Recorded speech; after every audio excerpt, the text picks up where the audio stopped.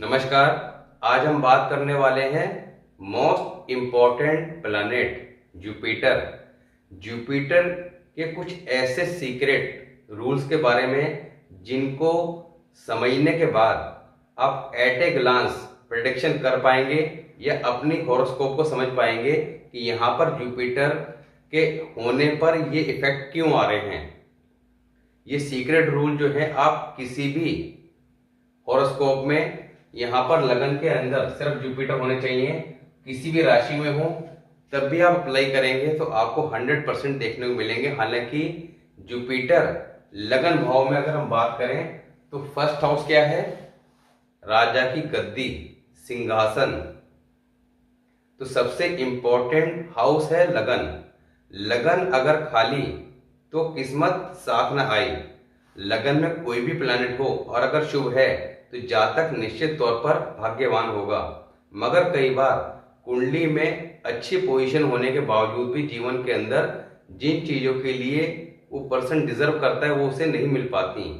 तो यहाँ पर हमारी हॉरोस्कोप क्या कहती है कि आपको कुछ प्रिकॉशन फॉलो करनी है और कुछ रेमेडीज को करके चलना है, जिससे कि आप अपने जो अच्छे प्लैनेट हैं उनके ज्यादा से ज्यादा लाभ प्राप्त कर सकें और अगर किसी तरह से वो बैड पोजीशन में आ रहे हैं तो उनको करेक्ट किया जा सके।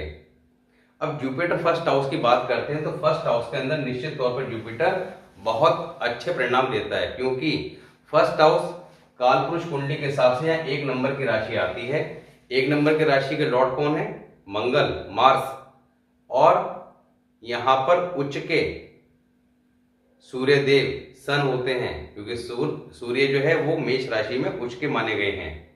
तो यहाँ पर सन और मार्स के हाउस में जुपिटर जो इनके मित्र हैं निश्चित तौर पर बहुत अच्छा परिणाम देते हैं।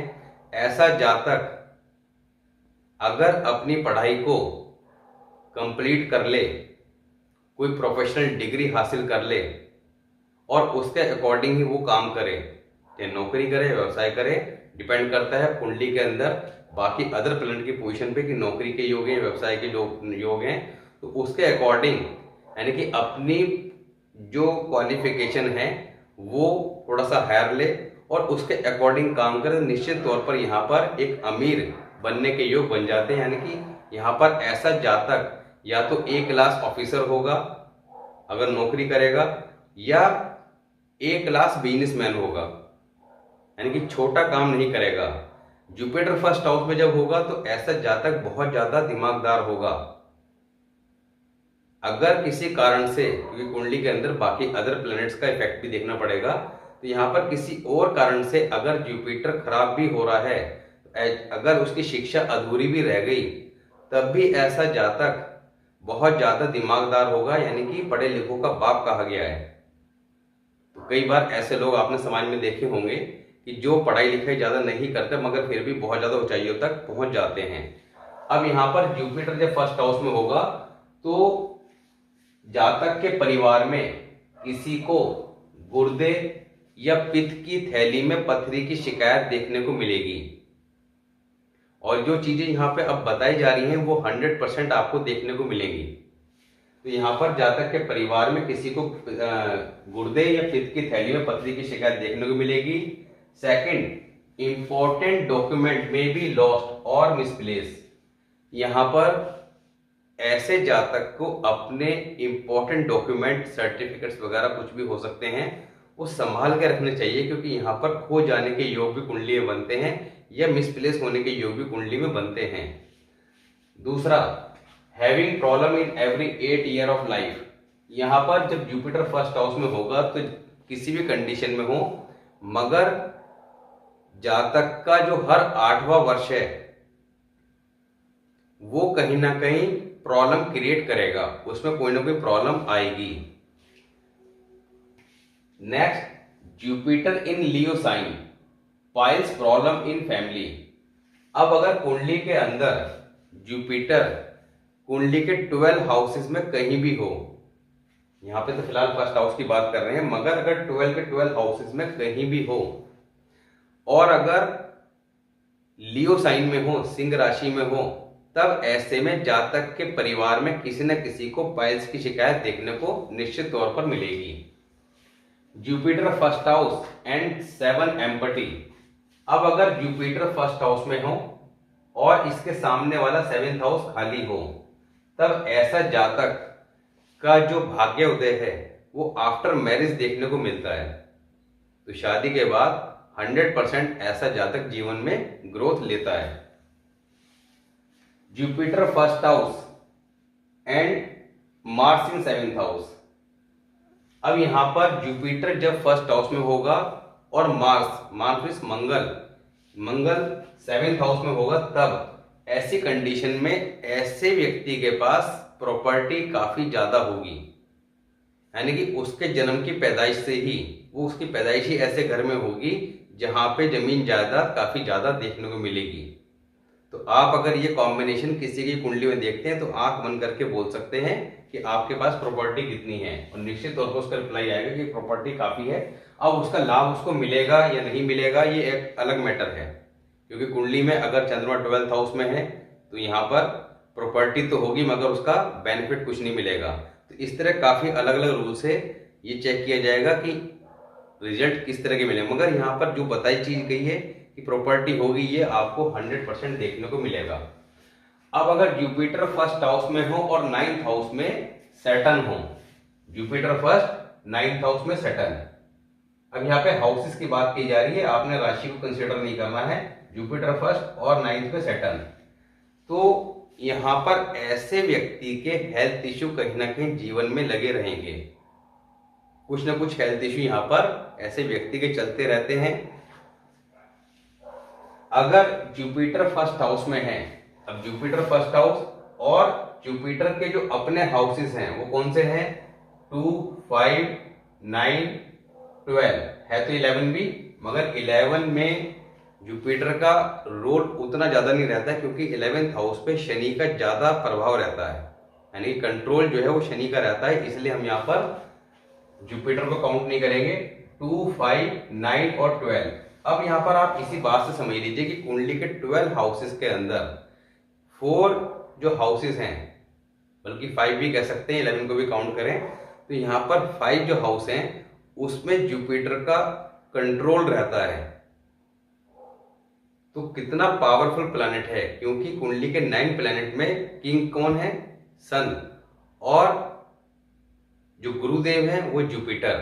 तो गुरुदेव का जो स्थान है वो कहीं ना कहीं राजा से भी बड़ा है, क्योंकि राजा भी उन्हीं के मार्गदर्शन पे चलता है। तो यहाँ पर जुपिटर के अगर 2, 5, 9, 12 हाउस के अंदर अगर बुध बैठ जाए, यानी कि मरकरी प्लेस्ड हो जाए, तब ऐसी कंडीशन में यहाँ पर जुपिटर काफी ज्यादा कमजोर स्थिति में आ जाएगा। अब कितना कमजोर है ये इस बात पे डिपेंड करेगा कि अगर इनके एक हाउस के अंदर मरकरी आ गया, दूसरे के अंदर राहु आ गया, तीसरे में वीनस आ गया, यानी कि 4 हाउसेस में से इनके 3 या 4 हाउसेस के अंदर आपका एक से ज्यादा, जितने ज्यादा इनके दुश्मन घरे बैठे होंगे उतना ज्यादा कमजोर होता चला जाएगा। जितने ज्यादा मित्र घरे बैठे होंगे उतना ज्यादा स्ट्रांग होता चला जाएगा। तो कुंडली में जुपिटर जब फर्स्ट हाउस में बैठा है तो इस घर के जो कारक और मालिक हैं, यानी कि सन और मार्स, कुंडली में अगर वो स्ट्रांग पोजीशन में है तो 100% यह जुपिटर बहुत अच्छे परिणाम देगा, आदमी काफी ज्यादा रिच होगा। मगर यहाँ पर हम बात फिलहाल कर रहे हैं इंपॉर्टेंट रोल के, जिनको आप एट ए ग्लांस देख के समझ जाए कि ये चीज आपके जीवन में घटित होगी या ऐसा कुछ कुंडली में देखने को मिलेगा।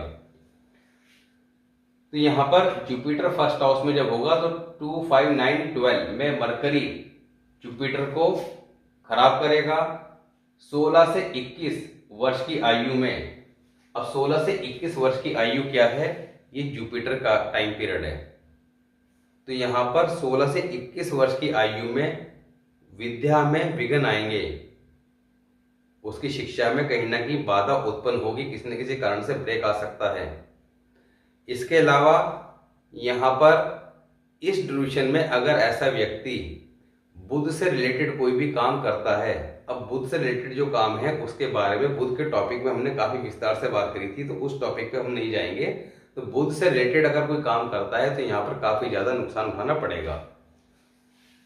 राहु 8th हाउस, अब ये काफी ज्यादा खराब कॉम्बिनेशन है। अगर जुपिटर फर्स्ट हाउस में हो और राहु 8th हाउस में अगर ये कंडीशन देखने को मिलती है तो निश्चित तौर पर ऐसे जातक के पिता की मृत्यु हार्ट फेल या ब्रीथिंग इश्यू के कारण होगी, यानी कि सांस यानी कि दमा की जो बीमारी जिसे हम बोलते हैं, तो सांस की बीमारी यानी कि सांस रुकने के कारण हार्ट फेल, ये कारण उनके पिता की मृत्यु का कारण बनेंगे। मून गुड, अब जुपिटर फर्स्ट हाउस में हो और मून कुंडली के किसी भी हाउस में हो और अगर अच्छी कंडीशन में है, क्योंकि यहां पर हम किसी भी प्लैनेट के कुंडली के किसी भी हाउस में अच्छे और खराब दोनों फलों के बारे में बात करते हैं। तो पिछली जितनी भी वीडियोस हैं उसमें हमने ये बताया है कि प्लैनेट कुंडली के किसी भी हाउस में हो, किसी भी राशि में हो, मगर वहां पर शुभ फल भी दे सकता है और अशुभ फल भी दे सकता है। तो आपने वहां पे जाकर केवल ये चेक करना है कि वो किस कंडीशन में है, क्योंकि आप वीडियो देख के इजीली समझ जाएंगे कि हमारा ये प्लैनेट शुभ फल दे रहा है या अशुभ फल दे रहा है। अगर अशुभ फल दे रहा है तो वहां पे आपको प्रिकॉशन और रेमेडी बताई गई है। अब जिसका जुपिटर फर्स्ट हाउस में हो वो अपने मून को चेक करें। मून अगर उसका बैड कंडीशन में है तो यहाँ पर जुपिटर भी वीक हो जाएगा। अब उसके पीछे कारण क्या है वो मसनूई प्लैनेट का आप जो वीडियो है उसमें जाके जिन लोगों ने देखा है वो समझ गए होंगे कि क्यों वीक हो जाएगा, तो वहां पे जाके इस कॉन्सेप्ट को समझ सकते हैं। तो यहाँ पर मून अगर कुंडली में अच्छी कंडीशन में है और जुपिटर फर्स्ट हाउस में है तो ऐसी कंडीशन में जैसे जैसे व्यक्ति की उम्र बढ़ेगी वैसे वैसे पैसा बढ़ता जाएगा, धन के जीवन में कभी कमी नहीं देखने को मिलेगी। ऐसा व्यक्ति अपने जीवन में अपनी ओल्ड एज में जन कल्याण के कार्यों में लग जाता है, समाज सेवा करता देखा जाता है। अब अगर 9th हाउस में सन हो, जुपिटर फर्स्ट के समय 9th हाउस में अगर सन हो तब ये बहुत अच्छा एक कॉम्बिनेशन बन जाएगा, क्योंकि 9th हाउस किसका है? जुपिटर का अपना हाउस।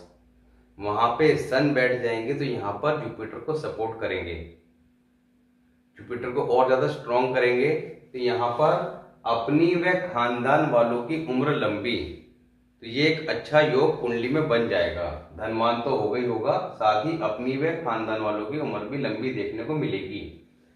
अगर 7th हाउस खाली हो, जुपिटर फर्स्ट हाउस में 7th हाउस खाली हो, तब ऐसे में जातक का विवाह निश्चित तौर पर 28 वर्ष की आयु से पहले देखने को मिलेगा। कब मिलेगा? या तो 24वें वर्ष में या 27वें वर्ष में। 100% चांस है कि यहां पर 24 या 27वें वर्ष में जातक का विवाह हो जाएगा, या किसी अपने का विवाह देखने को मिलेगा। अब अपने में किसकी बात हो रही है? अपने किसी भाई बहन का विवाह भी देखने को मिल सकता है। ज्यादा चांस जातक के खुद के हैं। अब यहां पर अगर ऐसा जातक जिसके बृहस्पति फर्स्ट हाउस में हो, वो अपनी कमाई और 7वां घर खाली हो, 7th हाउस खाली हो, जुपिटर फर्स्ट हाउस में हो, ऐसा व्यक्ति अगर अपने कमाई से मकान बना ले या उसकी औलाद पैदा होने पर उसके पिता पे भारी यानी कि पिता को कोई ना कोई कष्ट आएगा, हेल्थ इश्यू वगैरह या फाइनेंशियल लॉस देखने को मिलेंगे। ज्यादातर पिता की उम्र पर भारी कहा गया है, तो यहाँ पर पिता के ऊपर जो है कोई ना कोई कष्ट की स्थिति देखने को मिल सकती है। तो ऐसे में जातक को मकान अपनी कमाई से नहीं बनाना चाहिए। या फिर यहाँ पर जो रेमेडी बताई है वो, अब रेमेडी की बात करें तो यहाँ पर देखिए, जब हमने जुपिटर फर्स्ट हाउस का टॉपिक पहले डिस्कस किया था, आप लोगों से शेयर किया था, उस समय जुपिटर अगर फर्स्ट हाउस में है तो उसको कैसे आइडेंटिफाई करें कि वो अच्छे रिजल्ट देगा या अशुभ फल देगा। अब अगर बैड या गुड दोनों में से कोई भी रिजल्ट वहां पे देखने को मिल रहे हैं तो उसके पीछे के कारण बताए थे कि कोई प्लैनेट यहाँ पे हो या वहां पे हो, तो उस हिसाब से आप इजिली चेक कर सकते हैं। साथ ही वहां पर जुपिटर फर्स्ट हाउस के समय हमें किन चीजों को फॉलो करना है कि जिससे हम अपने जुपिटर को गुड रख पाए, क्योंकि यहाँ फर्स्ट हाउस में जुपिटर को अगर आप शुभ रख लेते हैं तो 100% यहाँ पे काफी ज्यादा शुभ फल देगा, काफी ज्यादा धन दौलत की प्राप्ति करा देगा। अब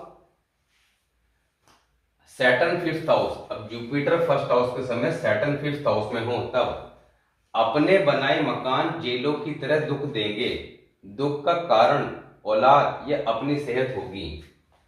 तो यहाँ पर सैटर्न फिफ्थ हाउस के समय, सैटर्न फिफ्थ हाउस के टॉपिक में भी आपको बताया था कि जातक को अपने नाम पे मकान नहीं बनाना चाहिए।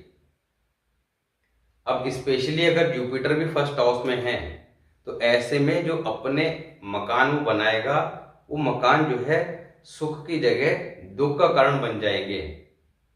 तो औलाद को लेकर, औलाद में भी लड़के की बात कर रहे हैं, जीवन में कोई ना कोई समस्या बनी रहेगी, जातक परेशान रहेगा जिंदगी भर अपनी औलाद को लेकर। कई बार हम ऐसी स्थिति देखते भी हैं कि औलाद इतनी ज्यादा बेकार या निकम्मी होती है कि हम जीवन भर उसके चक्रों में ही लगे रहते हैं कि उसे सुख क्या मिल रहा था, उसके कारण भागा दौड़ी जीवन भर लगी रही। और यहाँ पर खुद की सेहत, यानी कि आपकी खुद की सेहत पर भी हेल्थ इश्यू आएंगे, तो ऐसे में मकान अपने नाम पर कभी भी ना बनाएं। दूसरा, सैटर्न अगर सेवेंथ हाउस में है, Jupiter first house, Saturn seventh house, तो ऑलवेज इन डेब्ट। अब यहां पर अगर सैटर्न सेवेंथ हाउस में होगा तो जातक सदा कर्जाई रहेगा, ऋणी रहेगा, यानी कि कोई ना कोई लोन उस पर चढ़ा ही रहेगा, किसी न किसी का उधार खाता उस पर चलता ही रहेगा। जुपिटर अगर कुंडली में कहीं भी हो और बैड कंडीशन में हो, ये बहुत इंपॉर्टेंट रूल है, जुपिटर कुंडली के 12 हाउसेस में कहीं भी हो, अगर खराब है तब जायदाद के बंटवारे में ऐसे जातक के साथ ब्लाइंड धोखा होने के प्रबल चांस रहते हैं। तो यहाँ पर अगर आपका जुपिटर बैड है और कुंडली के किसी भी हाउस में है, तो यहाँ पे हमने पिछली जो वीडियोस हैं उसमें कुंडली के 12 हाउसेस के अंदर जुपिटर के बारे में काफी डीपली एक्सप्लेन किया हुआ है, वहां पे जाके आप इजीली समझ सकते हैं। और अगर खराब है भी तो उसको ठीक कैसे करना है इसकी बात भी कर चुके हैं। तो अगर यहाँ पर कुंडली के 12 हाउसेस में कहीं भी हुआ और बैड हुआ तो यहाँ पर जायदाद के बंटवारे में धोखा देखने को मिलेगा। तो यहाँ पर इस बात को लेकर काफी अलर्ट रहना है।